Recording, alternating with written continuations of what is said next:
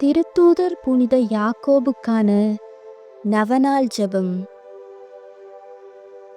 தந்தை, மகன், தூய ஆவியின் பெயரால் ஆமேன். அன்பான சகோதரர்களே, இன்று நாம் திருத்தூதர் புனித யாக்கோபின் நவநாள் ஜெபத்தில் பங்கேற்க இருக்கிறோம். அவரைப் போல நாமும் நம்முடைய வாழ்வில் முழுமையான விசுவாசத்துடன் இயேசுவை பின்பற்ற நம்மை அர்ப்பணிப்போம். ஜெபத்தினை தொடங்குவதற்கு முன் யாக்கோபினை பற்றி சிறிது அறிந்து கொள்வோம். புனித யாக்கோபு செபதேயுவின் மகனும் புனித யோவானின் சகோதரனும் ஆவார். இயேசுவின் 12 திருத்தூதர்களில் இவரும் முக்கியமான ஒருவர். பேதுரு மற்றும் யோவானைப் போல் இவரும் இயேசுவுக்கு மிக நெருக்கமாக இருந்தவர். புனித யாக்கோபு இவர்தான் முதலில் உயிரிழந்த திருத்தூதர். திருத்தூதர் பணிகள் அதிகாரம் 12 வசனம் 1 முதல் 2 முடிய. அக்காலத்தில் ஏரோது அரசன் திருச்சபையைச் சார்ந்த மக்கள் சிலரை பிடித்து கொடுமைப்படுத்தினான்.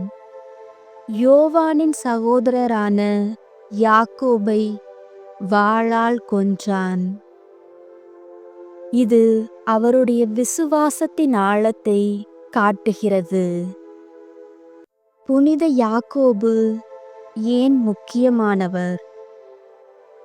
இயேசுவின் மேன்மையின் சாட்சியாளர், அதாவது இயேசுவின் தோற்றம் மாறுதலின் போது உடன் இருந்தவர். லூக்கா அதிகாரம் 9 வசனம் 28 முதல் 29 முடிய. இவற்றையெல்லாம் சொல்லி ஏறக்குறைய 8 நாட்கள் ஆன பிறகு இயேசு பேதுருவையும் யோவானையும் யாக்கோபையும் கூட்டிக் கொண்டு இறைவனிடம் வேண்டுவதற்காக ஒரு மலை மீது ஏறினார். அவர் வேண்டிக் கொண்டிருந்த போது அவரது முகத்தோற்றம் மாறியது. அவருடைய ஆடையும் வெண்மையாய் மின்னியது. புனித யாக்கோபு கெத்சமனியில் இயேசுவின் துக்கத்தை கண்டு அனுபவித்தவர். புனித பயணிகள் மற்றும் ஸ்பெயின் நாட்டின் பாதுகாவலர். சிறப்பாக நற்செய்தியை பரப்பியவர்.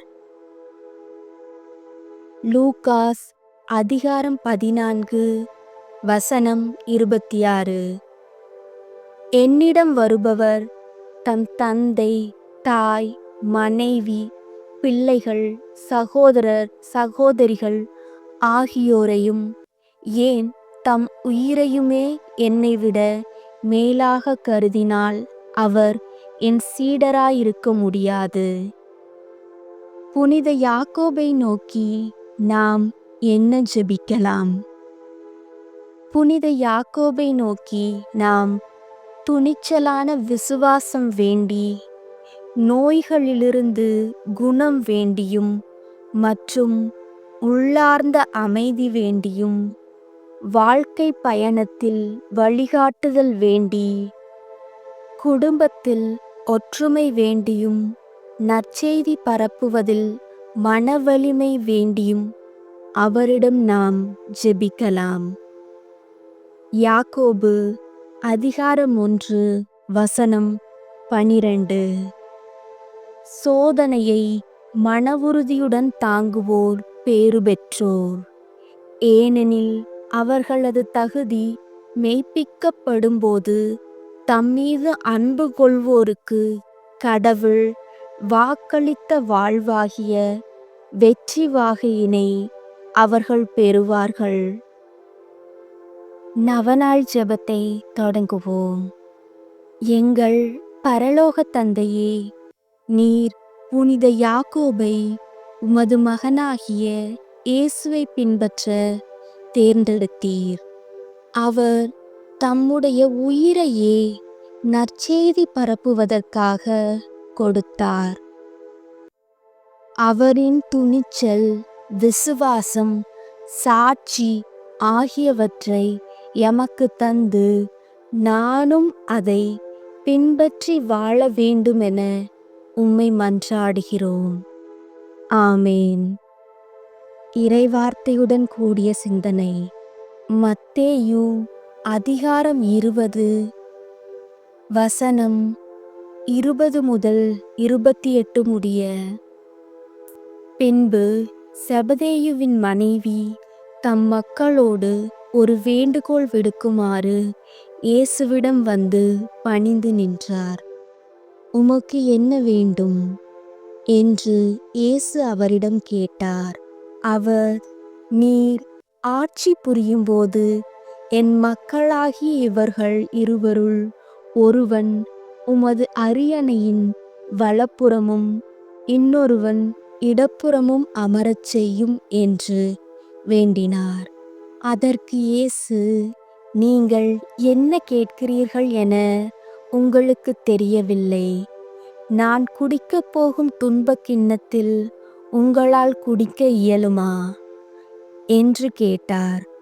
அவர்கள், எங்களால் இயலும் என்றார்கள். அவர் அவர்களை நோக்கி, ஆம், என் கிண்ணத்தில் நீங்கள் குடிப்பீர்கள்.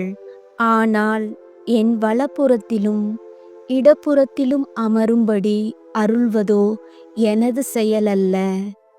மாறாக அவ்விடங்களை என் தந்தை யாருக்கு ஏற்பாடு செய்திருக்கிறாரோ அவர்களுக்கே அவை அருளப்படும் என்றார். இதை கேட்டுக்கொண்டிருந்த 10 பேரும் அச்சகோதரர் இருவர் மீதும் கோபங்கொண்டனர். இயேசு அவர்களை வரவழைத்து, பிற இனத்தவரின் தலைவர்கள் மக்களை அடக்கி ஆளுகிறார்கள். உயர்குடி மக்கள் அவர்கள் மீது தங்கள் அதிகாரத்தை காட்டுகிறார்கள். இதை நீங்கள் அறிவீர்கள். உங்களிடையே அப்படி இருக்கக்கூடாது. உங்களுள் பெரியவராக இருக்க விரும்புகிறவர் உங்கள் தொண்டராயிருக்கட்டும். உங்களுள் முதன்மையானவராக இருக்க விரும்புகிறவர் உங்களுக்கு பணியாளராக இருக்கட்டும். இவ்வாறே மானிட மகனும் தொண்டு ஏற்பதற்கு அல்ல, தொண்டு ஆற்றுவதற்கும் பலருடைய மீட்புக்கு ஈடாக தம் உயிரை கொடுப்பதற்கும் வந்தார் என்று கூறினார். இது ஒரு சவாலான அழைப்பு. யாக்கோபு தயங்காமல் அதற்கு ஆம் என்றார். அவரின் வாழ்க்கை எங்களுக்கு பாடமாக இருக்கட்டும். கடினமான பாதைகளில் கூட இயேசுவை பின்பற்றுவதில் தயக்கமின்றி வாழ வழி செய்யும். உங்கள் மனதிற்குள் உங்களை நீங்களே கேட்டுக்கொள்ளுங்கள்.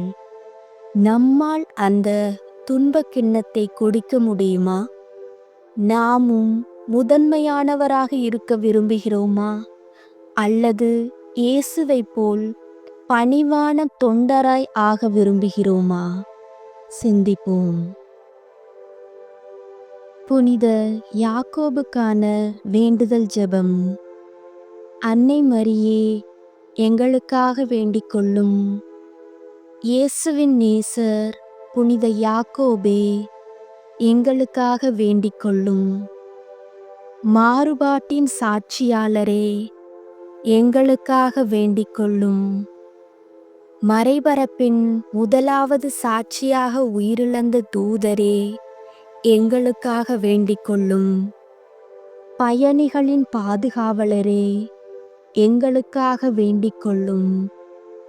துன்பங்களுக்குள் நம்பிக்கையை வளர்த்தவரே, எங்களுக்காக வேண்டிக் கொள்ளும். நற்செய்தியை துணிச்சலுடன் பேசியவரே, எங்களுக்காக வேண்டிக் கொள்ளும். எங்கள் அனைவருக்காகவும் வேண்டிக் கொள்ளும். பரிசுத்த தூதர் யாக்கோபே, நீர் இயேசுவுக்காக உமது வாழ்வை அர்ப்பணித்தீர். என்னுடைய உள்ளத்தையும் நீரே வழிநடத்துவீராக. எனது வாழ்வின் சிக்கல்களில் உமது துணையையும் வழிகாட்டுதலையும் நாடுகிறேன். இந்த நவநாள் ஜெபம் வாயிலாக நான் உமது துணையை வேண்டுகிறேன். உங்களது வேண்டுதல்களை பக்தியுடன் சொல்லவும். இயேசு கிறிஸ்துவின் நாமத்தில் ஆமேன். யாக்கோபு அதிகாரம் 5 வசனம் 16. ஆகவே ஒருவருக்கொருவர் பாவங்களை அறிக்கை செய்து கொள்ளுங்கள். ஒருவர் மற்றவருக்காக இறைவனிடம் வேண்டுங்கள். அப்பொழுது குணமடைவீர்கள். நேர்மையாளருடைய வல்லமை மிக்க மன்றாட்டு பயன் விளைவிக்கும். முடிவு ஆசீர். ஆண்டவரே, இந்த நவநாள் ஜெபம் செய்த ஒவ்வொருவரையும் ஆசீர்வதியும். நோயாளிகள் குணமடையட்டும். குழப்பமானவர்கள் தெளிவடையட்டும். பயந்தவர்கள் வலிமை பெறட்டும். புனித யாக்கோபின் வழிகாட்டுதலின் வழியாக நாங்கள் துணிச்சலுடன் வாழ உதவுவீராக. தந்தை, மகன், தூய ஆவியாரின் பெயராலே ஆமேன். இந்த நவநாள் ஜெபம் உங்களுக்கு நம்பிக்கை கொடுத்திருந்தால் தயவு செய்து லைக் செய்யவும். உங்கள் வேண்டுதல்களை கமெண்டில் பதிவு செய்யவும். உங்கள் நண்பர்கள் மற்றும் உறவினர்களுடன் இந்த ஜெபத்தை ஷேர் செய்யவும். இந்த சேனலை சப்ஸ்கிரைப் செய்து எங்களோடு இந்த ஆன்மீக பயணத்தில் இணைந்திருங்கள்.